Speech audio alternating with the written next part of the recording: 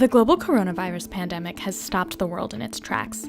Daily life has screeched to a halt, and people in entire countries, and in some US states, have been ordered to stay inside their homes.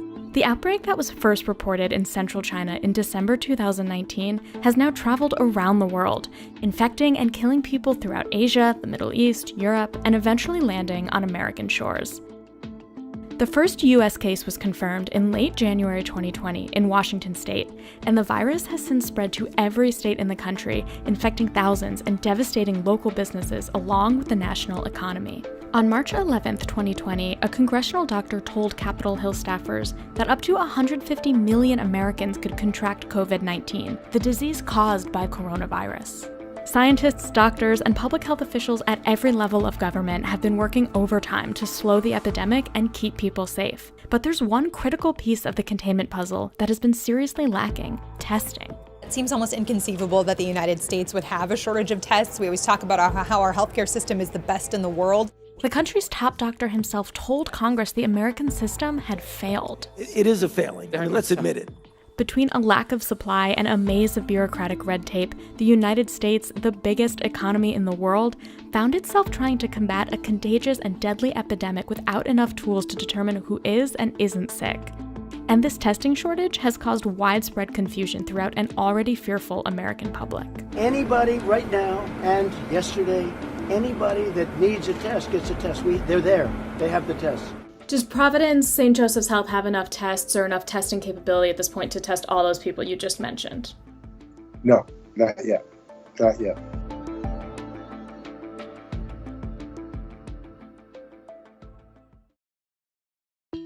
Testing is a critical tool to understand the true scope of the spread of the virus. We cannot stop this pandemic if we don't know who is infected.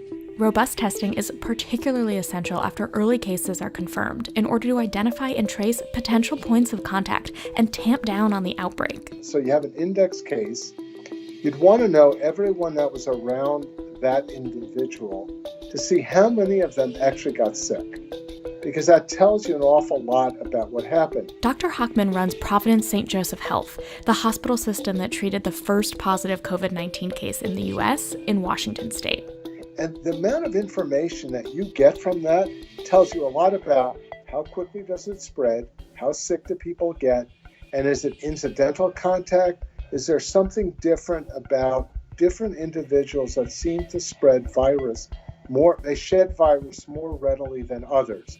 We're literally weeks and months behind where we should be. The COVID-19 test uses fairly straightforward testing procedure.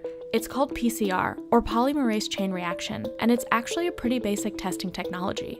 So why the bottleneck in the US? A few reasons. The first, red tape. At the beginning of the US outbreak, the CDC sent out test kits to public labs around the country. These were the only tests that were authorized by the FDA to test for COVID-19. But there were a few problems. The biggest one, the tests were faulty. The CDC developed a test the same way it does for every pandemic situation, the same way it did for H1N1, the same way it did for the Zika epidemic.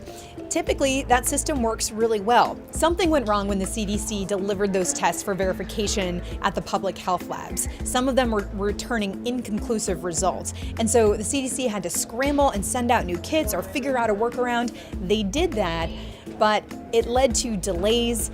Another issue? Those tests were only sent to public health labs, leaving many other types of labs, academic labs, clinical labs, commercial labs, without any approved kits and unable to jump in and help meet testing demand. And one of the things was as a clinical lab, we couldn't obtain the CDC test. It was, really squarely for the public health arena. So we couldn't really qualify to be able to receive it. And so that was what it was. And also, for many weeks, the CDC issued extremely strict parameters determining who was eligible to receive one of the few available working tests.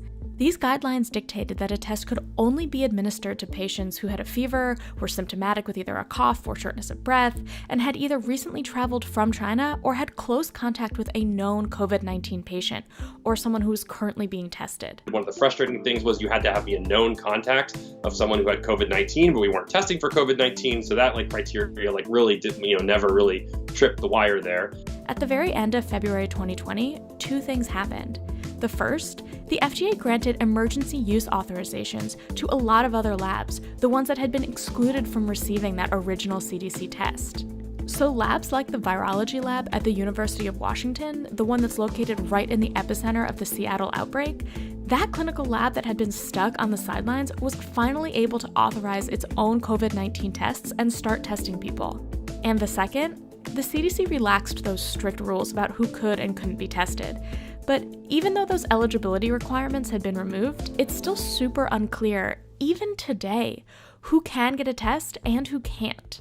To get tested, it really is a local policy decision. Different medical systems have different policies. The CDC policy, the federal policy now, is that if your doctor wants to test you for it, doctor can test you for it. The confusion surrounding these decentralized testing requirements is compounded by the fact that testing only started ramping up in this big way about 6 weeks after the first confirmed case in the United States. And throughout that time, daily life in the US was pretty much business as usual. People were working in offices together, traveling through airports, and socializing in restaurants. I do think that this virus has been circulating now for several weeks in the US. And even though the US is now continuously trying to add testing capacity, the country's healthcare system is running into another problem. It's running short of basic supplies needed to conduct the COVID-19 tests.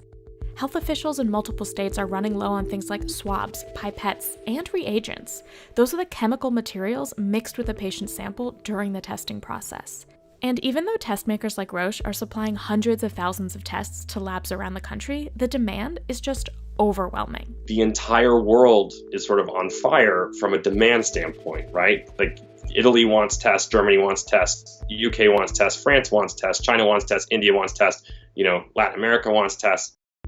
And then there's South Korea. The country made headlines in February 2020 for its swift and aggressive measures to test as many people as possible. The Koreans had bad memories of the MERS outbreak in 2015. That's Middle East Respiratory Syndrome. And they didn't want history to repeat itself. During that epidemic, South Korea reported the largest number of MERS cases outside of the Middle East. They had a mini crisis in 2015 when they had the MERS coronavirus sort of fly in from Saudi Arabia in the Middle East. And it really caused them to invest in preparedness. So when the coronavirus epidemic hit, the Koreans acted quickly. According to a Reuters investigation, the Koreans urged medical company executives to design their own tests just days after the first case was discovered. South Korea then quickly approved these tests, rapidly ramped up capacity to test thousands of people per day, and even set up drive-through testing facilities. I think they understood what this could mean. I think they listened to their scientists, and they got in front of it. They said, we're going to get ready. If it's happening in Wuhan, it's going to happen in Seoul. So they really, from a public health standpoint, did exactly what they should do. In comparison, the United States had those rigid restrictions in place for weeks about which tests were authorized and who could be tested. America's top health officials acknowledged they had fallen behind the testing prowess of other countries like South Korea. The idea of anybody getting it easily, the way people in other countries are doing it, we're not set up for that. Do I think we should be? Yes, but we're not. The U.S. has since set up those drive-through testing sites in several states, but they resemble the confusing patchwork of rules and regulations of the entire American testing effort. Depending on the state or municipality in which the drive-through is located, the requirements for testing are different. Some require a doctor's note to receive a test, and others do not. Almost all have extremely long lines of people waiting in their cars. The drive-through stuff it makes for good TV, but it's not going to get us there. So what we're trying to say is that the usual places where people get their care are probably better places for people to be tested and be able to get the information that they need. On March 16, 2020, the WHO said that it had one message for every country on Earth. Test, test, test. But the US is still playing catch-up after falling so far behind. And in the meantime, people who are worried that they are sick still can't get tested. Daniel Goldman, a former federal prosecutor and MSNBC legal analyst, has one of those stories. On March 11th, he started tweeting that he was experiencing COVID-19 symptoms, but he couldn't find a healthcare professional in New York City who could give him a test. I got tested for the flu, which has very similar symptoms, and was negative. I got a full viral panel to see if it was anything else. That was negative. And once that came back, I was told by the New York Presbyterian Hospital that I had to go home and self-quarantine because my symptoms were not bad enough to be admitted into the hospital. And unless you're admitted, you don't get a test. I finally just wouldn't take no for an answer, and I drove at 5 a.m. to Connecticut to get a test that came back positive. And his isn't the only example. Op-eds are popping up detailing the trying experience of attempting to get a COVID-19 test in some major US cities. These testimonials illustrate the fact that there are simply not enough tests to meet the demands of the scared American public. The highest priority are those patients that have been admitted to the hospital, that are sick enough to be admitted to the hospital, that have presumed COVID-19. Then you step back from that to people who are sick, who don't need to be admitted to the hospital, but let's say 101 temperature, they've got a cough. Then the step down from there are the folks that have been exposed. Does Providence St. Joseph's Health have enough tests or enough testing capability at this point to test all those people you just mentioned? No, not yet. Not yet. What's important now is that testing in the US is ramping up. Public health labs in all 50 states currently have testing capacity. An increasing number of commercial and academic labs are testing now as well.